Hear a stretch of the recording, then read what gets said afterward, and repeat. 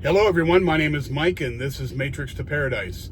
This channel I created to document my journey from the Matrix, which is a truck driving job for me, to my personal paradise, which is going to be living overseas, to start off with in Cambodia. Yes, that Cambodia.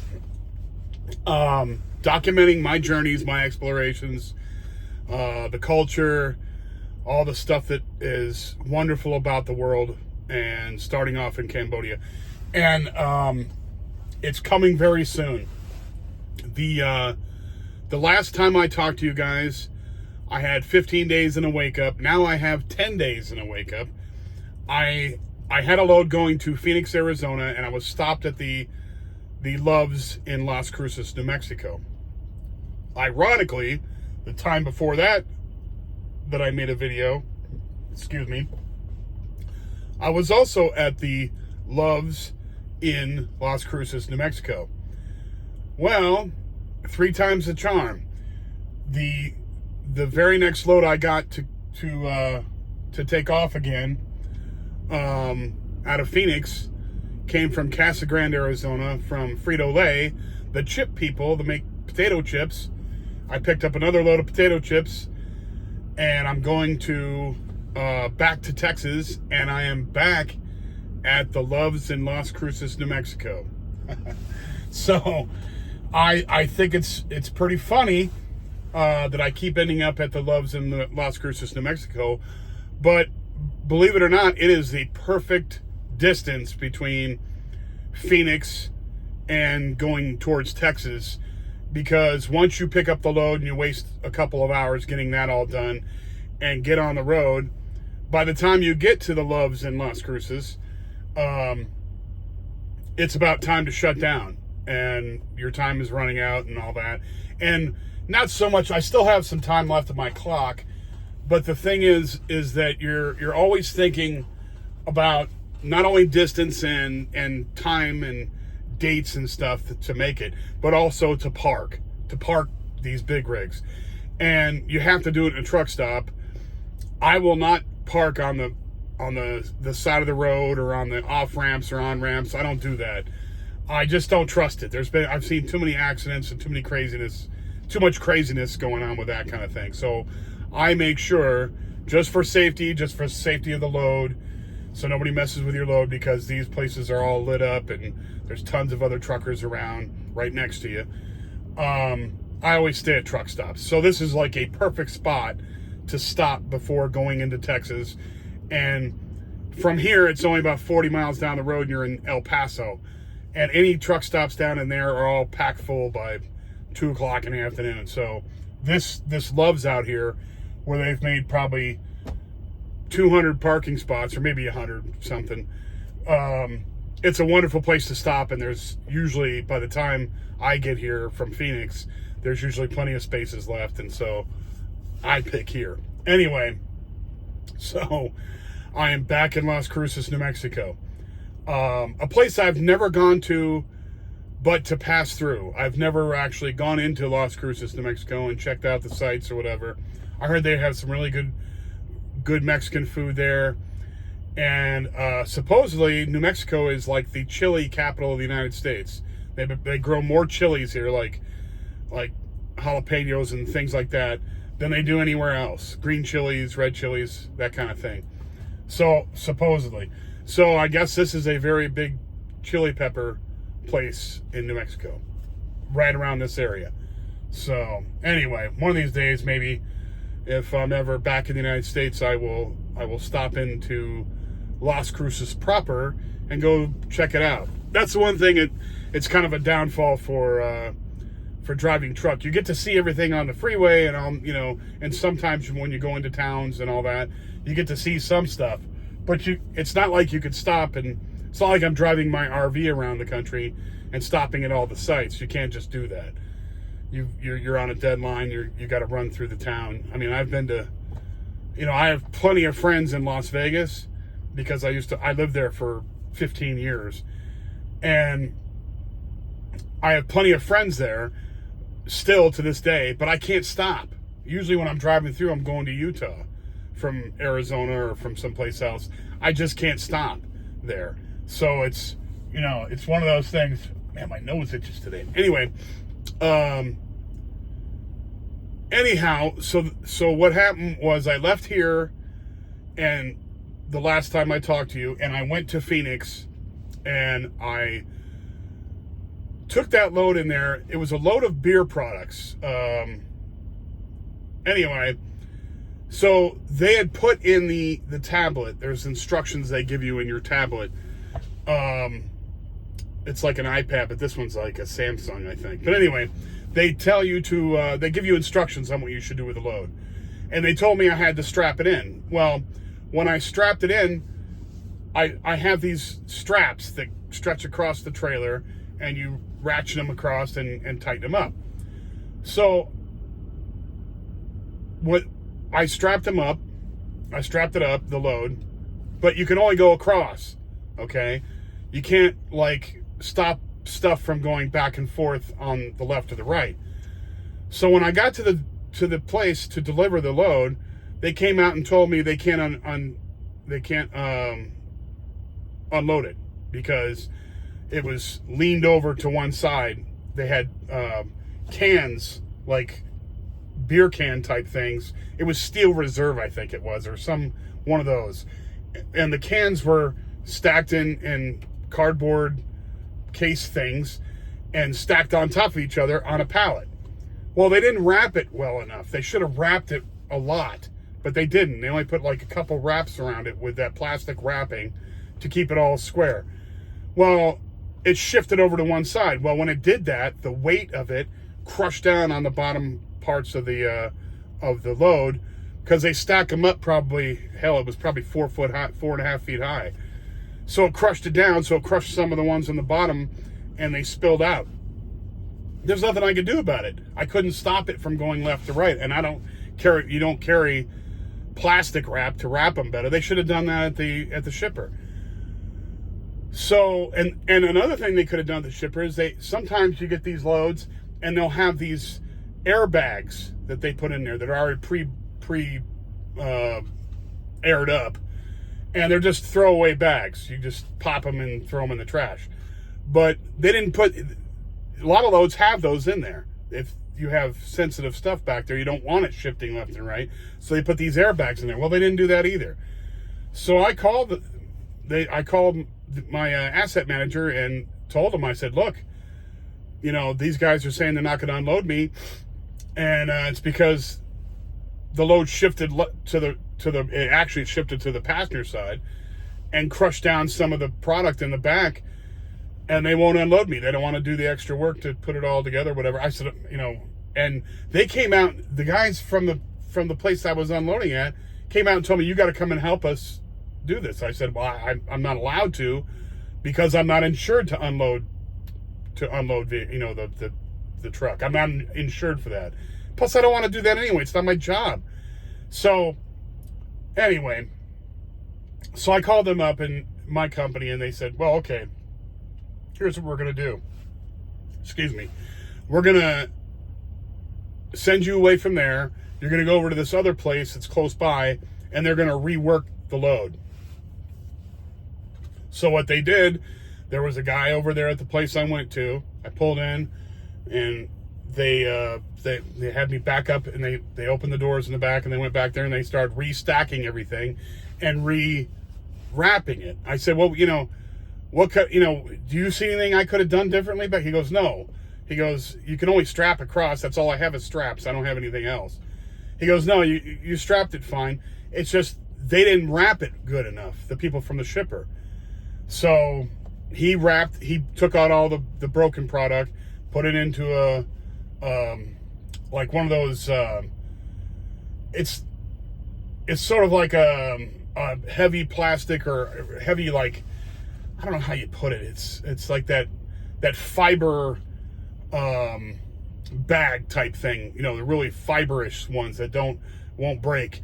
They had these big ones where you'll see them at construction sites sometimes when they put the scraps into these things and they lift them up with a crane or whatever and put them on the back of the truck. Well, that was one of those. They went back there and put all the the crushed cans and stuff and put them in there, and then the rest of it they restacked it and then wrapped it properly.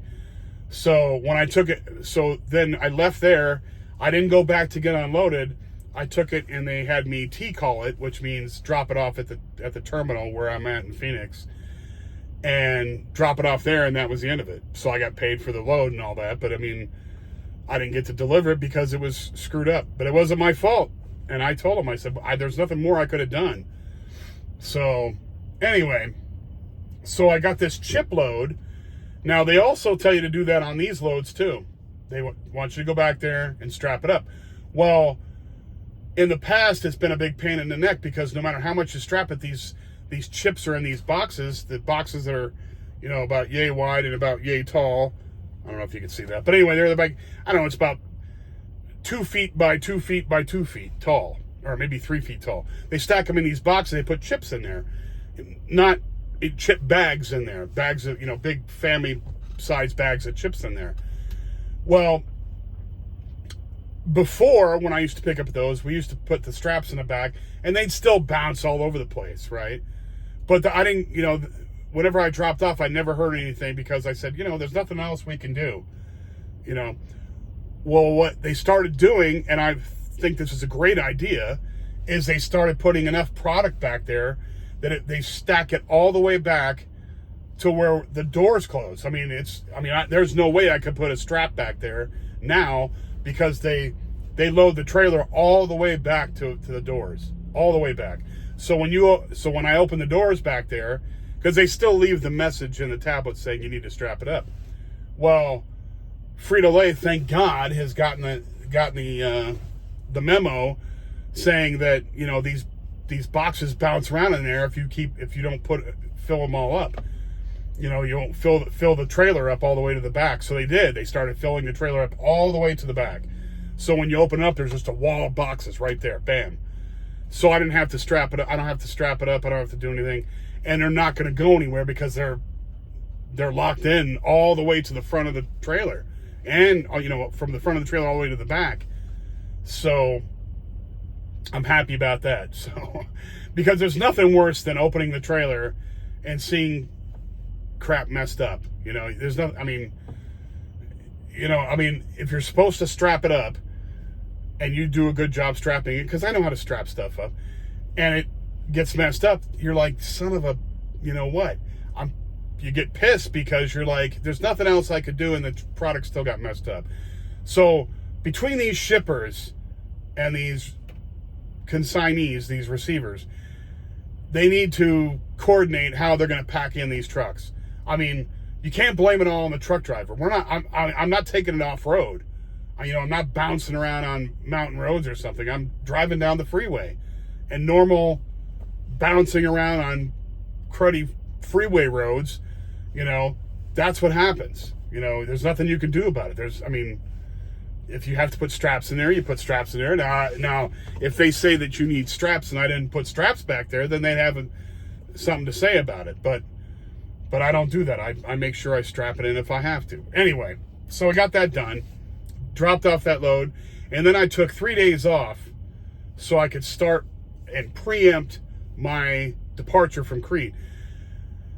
So what I got done this week was I got my clothes washed, and I got my personal vehicle cleaned out.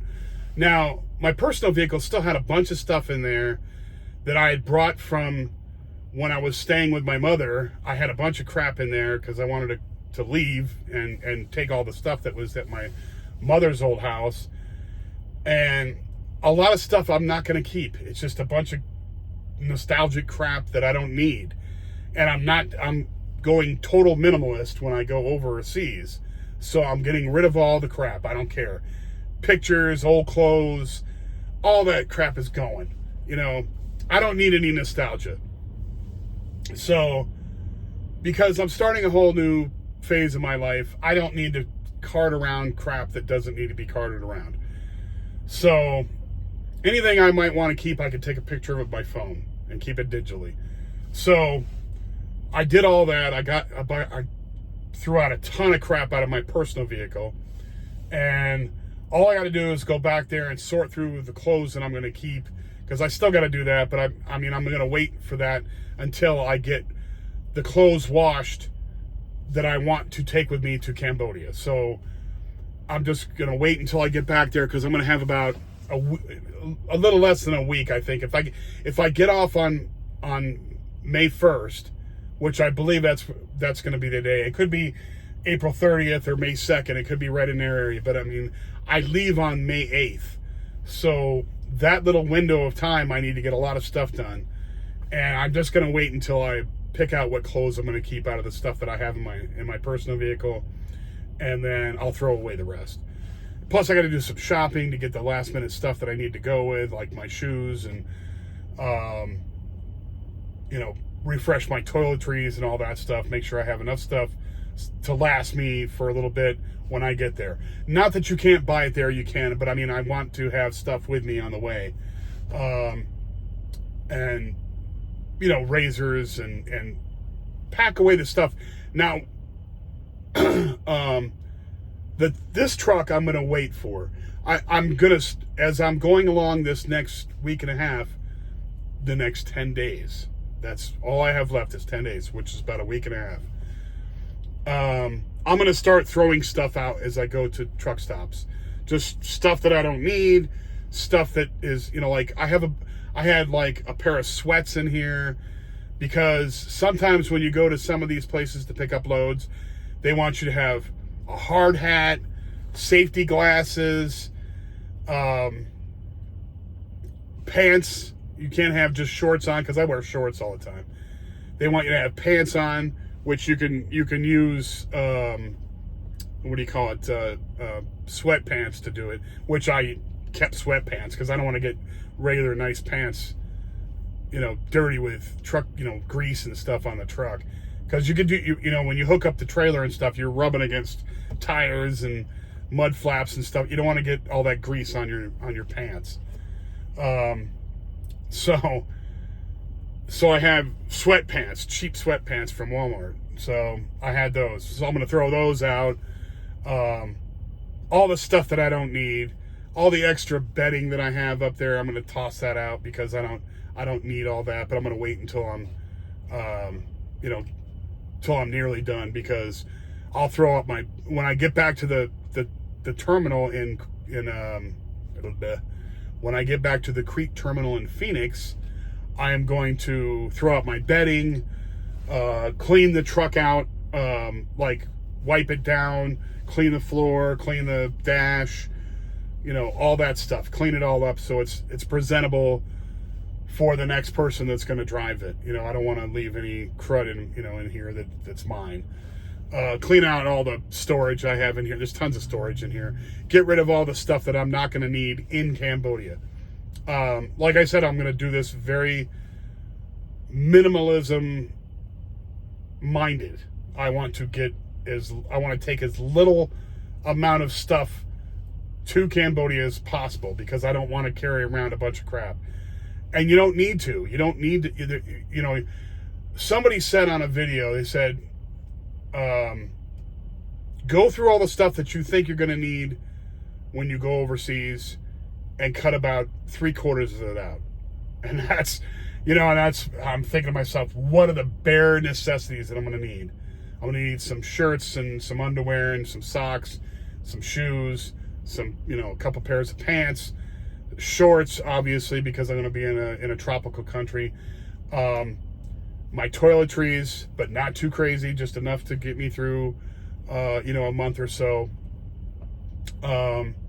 My shavers, which I have not been using lately, obviously, but I will be clean shaven when I leave, I promise. I promised my aunties that, because I was visiting my aunts this last 3 days. I visited them once, and I went over there, and they always give me a hard time when I have a beard and mustache going on. And I always tell them, I'm like, well, I'm on the road, and I don't have time sometimes to. I mean, I could do it, but I mean, it's just, I could do it later. So I'm just gonna wait until I get done truck driving in 10 days, and I'll shave it all off. But anyway, so that's the stuff I'm gonna be taking, is that kind of stuff. And I kind of want to hit on this when you plan out something, and this is my planning period right now, especially taking stuff with me. You want to plan logically. I mean, if you plan emotionally, you're going to take a bunch of stuff that you don't need, and it's just going to be a hassle. It's going to be more weight, more crap to carry around. I want to plan logically. Logically means minimalist, and as little as I need to do it. Carry just the basics, just the stuff you're going to possibly need. So it's going to be my electronics, my toiletries, my clothes, my shoes, and my paperwork. Pretty much is what it is. Maybe a few things that I might need that I can't think of now, but I'm going to write down a list and think through my brain and keep thinking, because I'm the kind of person that'll forget something and say, damn, I forgot that. Halfway over there. Why didn't I think of getting that? But I'm not going to do that this time, because I'm going to think it through like 12 times before I pack everything in and go. So I think planning logically is the way you have to plan. I mean, you could plan emotionally, but it's going to cost you in the later times, because you're going to include things that are emotionally important, but not necessarily practically. So that's the way I look at it. So I want to take as least amount as possible, go through every scenario in my head about what do I do if, what can I do if, like if I lose my bank card over there, or how am I going to get a whole, take care of banking. And I know what I'm going to have to do, and I just have to get it all done and talk to my bank. Well, I bank with a credit union, so I think they're much better than a bank. So I'm going to talk to them, listen to what they say, because it's hard to call from across the planet to call them on the phone. Now, I can talk to all my friends on the phone because I can call them on WhatsApp, and we can video call. As long as there's Wi-Fi and in both spots, you can video call, you can text, you can talk on the phone, audible call, or you can talk in FaceTime call, like a video call with just Wi-Fi, because it costs nothing. But to make a business phone call, a voice call, they won't accept something from like Google. I think it's, what is that called? Google. The phone service from Google. You can't, or they won't take a WhatsApp call there, so you can't do that. So I have to talk to them about the options for that. If there's a way I could do things online, and that kind of thing. I have to solve all that stuff in the few days that I'm getting ready to leave, because I want to get that done right before I leave.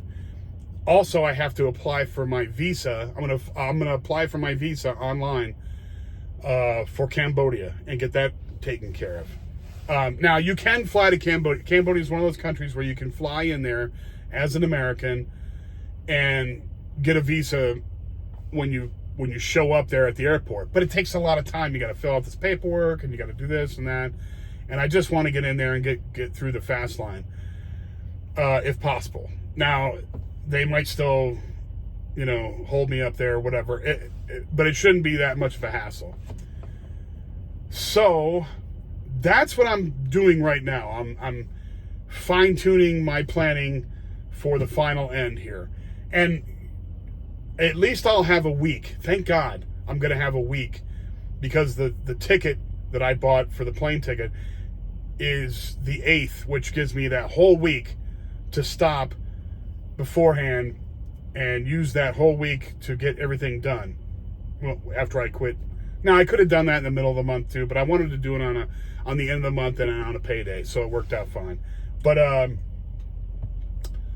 that'll give me that time. When you're truck driving, yeah, you can think up thoughts and you can write them down if you don't forget them before you stop. You can do all that, but it's hard to get things done as you're truck driving. Now, I can call people on the phone, I just put in my earbuds and then just tell Siri who I'm going to call. But other than that, when you're driving, there's not a whole lot you can do. You can't look up stuff on your phone and all that, or computer or whatever. You have to wait until you stop. Just like, I could make videos while I'm driving and stuff, but that would be boring. You don't want to just see endless freeway all the time. Some truck drivers do that. They have channels where they just drive all over the country and just talk and blab. It's too loud if you ask me, but you can do it. But I just don't. I just wait until I'm stopped and have something to say. So that's where I'm at right now. 10 days in a wake up. I think it's 18 until I actually fly. But 10 days till the Matrix is done. 10 days. A week and a half. That's it. So I'm really happy and I'm psyched. And I'm going over things in my mind, how to get this done and do it properly, so I don't look like a fool here, or look like a fool in my own mind for forgetting something. Anyway, that's where it's going. If you like the channel, please hit the like button and subscribe. Those things really help me out. If you know anybody who likes these subjects and thinks it's great what I'm doing, please pass that on to them, and hopefully they will subscribe and like as well. I will get back to you guys in a couple days, probably. I'll see where I'm going. I deliver this on the 22nd, and I probably won't know where I'm going until the 22nd, because my asset manager has Sundays and Mondays off. So today's Sunday. Today is Easter Sunday. Praise Jesus for all of us fellow Christians.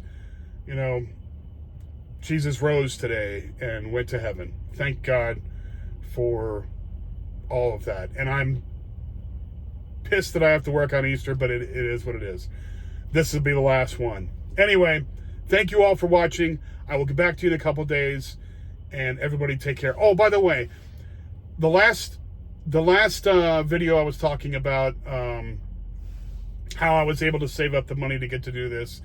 I don't want to leave out the people who helped me along the way. My cousin helped me out of the way. My aunts helped me. My Aunt Dawn helped me along the way. They helped me in all kinds of ways, and it was wonderful, and I love them to death. And I just want them to know that when they see these videos, that I appreciate them totally. My cousin and her husband are rock stars, and I love them to death. They are great.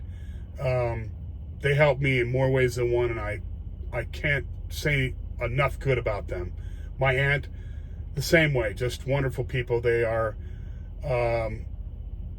their extended family that act like my immediate family. They're just wonderful, and I would absolutely do the same for them, and I hope they know that. Anyway, that's where I'm going to leave it. Thanks, guys. I'll talk to you in a couple days, and I'll see you then. Have a good night, and goodbye.